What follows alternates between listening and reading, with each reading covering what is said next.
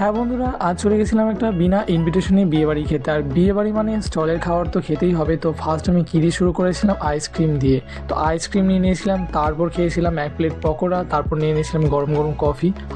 কি ছিল কফিটা, বলার মতো না। তারপর ফুচকাও ছিল, ফুচকা খেয়ে একটু ঝাল লেগেছিলো তাই নিয়ে নিয়েছিলাম আরেকটা আইসক্রিম। আর এত খেলে লোক তো তাকিয়েই থাকবেই। তারপর চলে গেছিলাম বউকে দেখার জন্য। বউটুকু দেখে চলে গেছিলাম বুফের ওখানে স্টলে, যে কী মেনুতে রয়েছে না রয়েছে। তারপর এখানে যে সবাই দাঁড়িয়ে খাচ্ছে, আমার মনে হয়েছিল দাঁড়িয়ে খাওয়ার থেকে বসে খাওয়াটা ভীষণ বেটার। তারপর আমি বসেও পড়লাম, প্রথমে একটু জল খেয়ে নিলাম, তারপর আমার একে একে প্লেটে দিচ্ছিল খাবার। তো প্রথমত দিয়েছিল গরম গরম ভাত, স্যালাড, ভেজ ডাল, তারপর দিয়েছিল দুটো পাবদা। একটা পাবদাতে আমার হয় না, পাবদা আমার যেহেতু ভালো লাগে। তারপর দিয়েছিল কাতলা ভাপা, যেটা আমার বেশ খারাপ লেগেছিলো। তারপর আমি খেতে খেতে লাস্টে দিয়েছিল পোলাও আর মাংস, মাটন, যেটা আমার বেশ ভালো লেগেছিলো। এত খেয়েছি, শেষ পাতে দই মিষ্টি চাটনি খেতে ভুলেই গেছি।